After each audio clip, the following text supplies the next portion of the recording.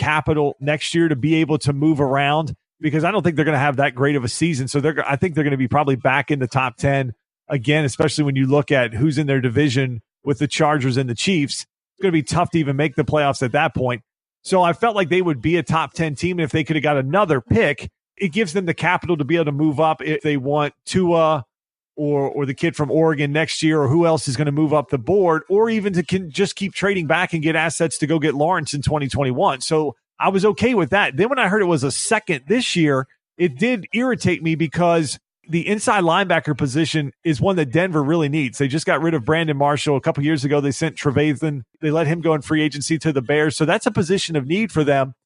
And you let a team is willing to give up those assets to come up and get a guy like Devin Bush, a guy that you need. So that's where I felt like puzzling, because when you look at the second round, you still have like Irv Smith Jr., a tight end from Alabama. I feel like they could have gotten in the second round, and then they could have had Devin Bush, filled that need, and gotten a Smith Jr. from Alabama and filled that need as well. So look, there's a lot of good names still on the board. Now they have 2 picks inside the top 20 in terms of round 2 that they can build. And this is a team, again, that's devoid of talent. There's a ton of wide receivers left.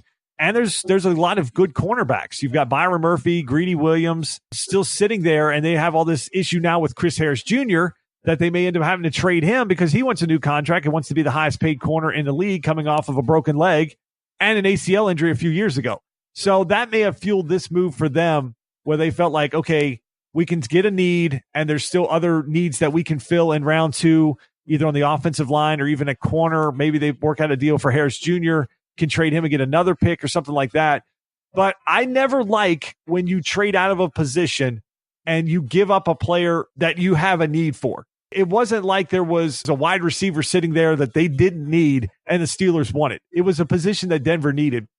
I never liked that, Eric. And even with Haskins sitting there, I really thought at that point, like, okay, here's a guy that I think and other people have thought was the number 1 guy in this draft in terms of like just quarterback, the guy that could just come in and play the quarterback position. And that's another need. You're depending on Flacco, who lost his job to maybe one of the worst quarterbacks in the league.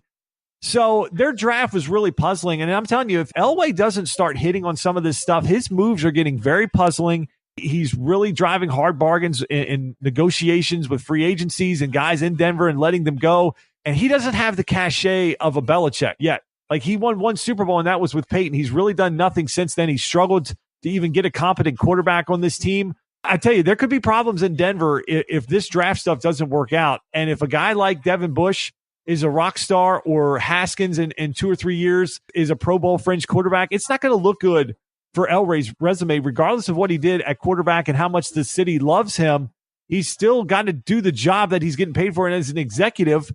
And it feels like Denver's starting to fall behind in that route. So he better have a good draft. He better turn it up Friday night and really hit home runs in the second round, or that trade is a complete bust, in my opinion. All right, Justin. Well, before we wrap up the NFL draft segment, I need to know from you, which team do you think made out the best in round 1 of the NFL draft? I really like what Washington did. To sit at 15, not panic, and let Haskins fall to him. You know, let the Dolphins pass him by, let the Bengals let him pass by. Obviously, that's a team that they must have did their homework, Eric, to feel confident that, okay, we don't have to move ahead of those teams. Denver's not going to take them. They're actually looking to trade out. So they didn't feel the need to move up there and give up assets at that point. So they let Haskins fall to him. And then they get a guy in Sweat that, outside of the rumors about his heart condition that seemed to kind of go away with reports the morning of the draft, they get him at 26. And when you look at their front 7 now, it's pretty star-studded. And now you've got a ton of wide receivers left in this draft. So I think they have an opportunity to fill another need on Friday night. So I really like what they did in round 1, not panicking, getting the quarterback that they really wanted, and then getting a guy with a ton of potential towards the bottom of round 1. Couldn't agree with you more. I would have said the same thing. Getting a Dwayne Haskins at 15 is a value pick, because if he ends up being a franchise quarterback at 15, you didn't pay anything for him. You got him right there. You didn't trade up. You didn't have to give anything up. I think that's a great pick. And then Montez Sweat, I mean, we knew he was going to fall down the board due to some heart issues that some teams were a little bit nervous about. But this guy runs a 40 faster than a car can drive it seems like. I think out of the defensive end position, you know, he's a game changer. If you get a career out of this guy, guy, and hopefully he doesn't have any health issues that are, compromising to him from the bigger picture. Obviously, we wouldn't want this guy to have any heart issues on the field or even, at any point. If he ends up having a career for the Redskins out of that defensive end position, I think you won the first round of the draft. To me, if I flip that coin, I don't understand, if you're the Giants, how you just invested in Saquon Barkley last year, then you invested in Daniel Jones this year. Now you've got two guys that are, I would think that you intend for them to be the future of the backfield there for you. And then with 17, they take defense. And then at the pick with 30, they take defense. At what point are they going to solidify their O-line, Justin? Yeah, I guess they're thinking later round, or they're just going to let Eli get killed again. There was a lot of offensive. I mean, I know there's still some in this draft coming up, guys that have sort of fallen down, and you wonder how the board will play out. Who knows what Gettleman's thinking? I mean, when I saw his statement of the day right there, and he's talking about he went to the Senior Bowl. The Giants, I think the last three quarterbacks they've drafted were the Senior Bowl MVPs. I don't think for $1 million, 95% of the people in this country could name two of the three. When you get into the Ryan Nassibs of the world and those guys, it's just ridiculous to base your whole premise on what you see at a 3 series in a Senior Bowl. That's how you make your pick to take him at 6. So when he does that at 6, Eric, I don't know what he's thinking at 17 and 30. Hell, I didn't even know what he was thinking when he traded Odell Beckham Jr. I was completely the Giants draft is just a head scratcher. I mean, they've got to be just losing their mind in New York today. I mean, look, it's not a sexy pick to take a center like a Bradbury out of North Carolina State if you're the Vikings, but you invested in Kirk Cousins. He had a rough year. Now, give him some protection. Yeah, and we talked about that too, Eric, with the offensive line woes for the Vikings. Yeah. They had him with Keenum, and they had him with Cousins, and even what your Eagles did, moving up to get Dillard. Is it a sexy pick? No, but it's an area of need and a guy there that can fill it. That's exactly right. And again, you're not going to see guards and tackles be household names, and they're going to move the needle for the fans. But if you want to have your franchise quarterbacks like a Cousins or like a Wentz, as you just mentioned with the Eagles, protected so that you have time to work out of the backfield, develop a running game, those two teams understand that. And I think that's why you see them being good teams in the NFC right now. They addressed a need. The Giants, I guess they want to continue to be last place because they're going to take a chance at a quarterback, and then they're not going to protect him. Yeah, your defense might be great, but when you can't score 10 points in a game, what does it matter? You just gave away Odell Beckham Jr. You're going to run Saquon into the ground because he's amazing. He's a workhorse for you. You're just going to bang him up the whole time, and Eli's going to be dead by game 5 of the season. It just makes no sense to me. And Eric, you saw last year how uncomfortable Eli was early in the season when they had a lot of offensive line issues. Like, he was just basically taking soccer dives to not get killed and try to survive. They looked horrible through the first 5 or 6 games of the season until they got that line sort of figured out a little bit, and then it was a ton of just dump offs and short passes. So you're right. That's very confusing to me. I'll ask you one more question. What did you think of the Ravens with their issues with Lamar Jackson taking a speed wide receiver in Marquise Brown? It's a flashy pick, but I don't know that it's the right pick. And I'm glad you brought it up. Do you feel like they can use him? If Jackson can throw the ball sometimes, sure. Properly. But I don't know that's really going to be a good match with Jackson and Brown. Again, it's a flashy pick. If it works, you're going to get a couple of blockbuster plays. You're going to make the highlight reel. But are you going to get 100 yards a game out of a tandem with Jackson and Brown? I doubt it. I don't think it's that type of combo. So to take him at 25th in the first round, I think you could have addressed different needs at that point. And again, we talked about the fact that Brown, he might have fallen to the second round. I mean, maybe the Patriots, if they were really looking for a wide receiver, take him at the 32nd pick. I don't think they needed to take a wide receiver that soon if I'm the Ravens. If you look at puzzling moves like that, I mean, I guess you could talk about the Packers too. The Packers had 3 picks and they solidified defense. Great. That's good. I guess they're going to have a good defense up there in the cold weather, but I don't know who Aaron Rodgers is throwing to, and I don't know who's going to run for them out of the backfield.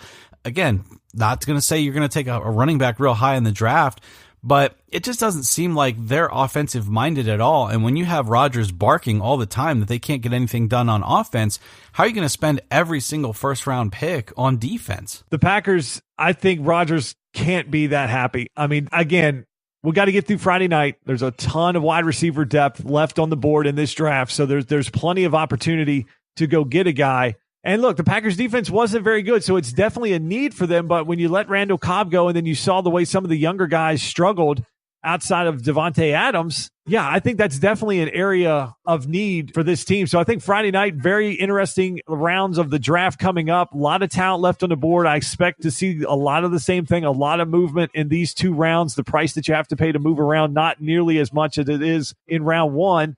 So, Eric, let's talk about this. 2015, the Chiefs jumped up, got themselves a wide receiver late in the draft, and he has been an absolute star for them and a steal, and really was the talk of the league last year with how he matched up with Patrick Mahomes. And now he's the talk of the league for all the wrong reasons, as the situation with Tyreek Hill kind of hit its peak before the draft as an audio recording dropped of him saying some not so great things. We'll put it that way. This was a story we actually had to talk about it really when it broke, but we didn't have enough information at the time to really even talk about it outside the fact that if this guy did what it was alleged that he had, he shouldn't ever be in the league again. Well, earlier in this week, it was brought up that they weren't going to press child abuse charges on Tyreek Hill.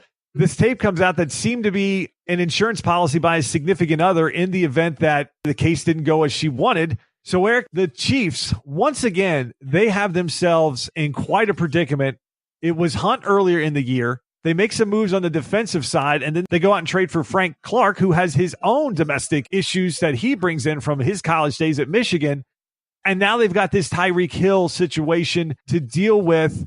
Eric, let me ask you this. At what point do these teams, when a player has this much baggage, we saw it with Aaron Hernandez, we've seen it with other guys that just have a history of doing really stupid things, and teams take a chance on them, and it seems like more and more it is biting them. And in a social media era, that seems like a really bad thing to continue to have happen to your franchise. Tyreek Hill had a history where he had already punched and choked his 8-week pregnant girlfriend at the time back when he was at Oklahoma State and got dismissed from the team. That was back in 2014 before that draft. And now you've got this coming out. Clearly, this is a guy, Eric, that has a history, has a temper, and has not learned anything. I don't know what to say on this because it's one of those cases where you could end up getting in a position where you say too much. The tape that came out this week really blew the top off of this because obviously the DA felt like he couldn't press charges either way, either on her or him or any of the other family members that were in contact with the boy.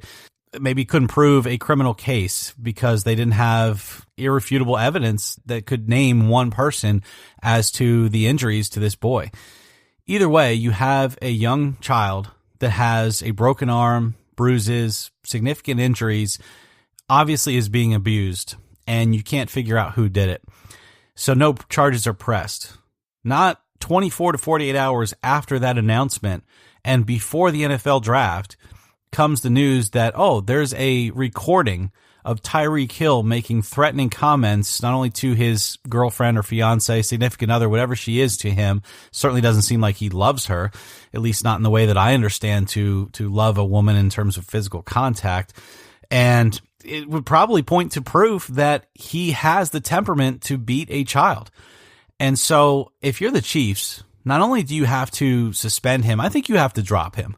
I don't think there's any excuse for keeping him on this team. I know they suspended him after the draft. To me, that's not enough. He needs to be waived. He needs to be dropped, and he needs to be out of the league. If the NFL is going to take this seriously, when you have a guy with history like this, and again, I know we've debated the Ezekiel Elliott thing. I know we've debated the Ray Rice thing, a little bit the Kareem Hunt thing. To me, there is a line between actual criminal charges being pressed. In other words, I went out there and said that I didn't think Ezekiel Elliott should have been suspended because if he's not criminally charged, how can you hold him civilly accountable at his place of employment for something that he's technically not charged for?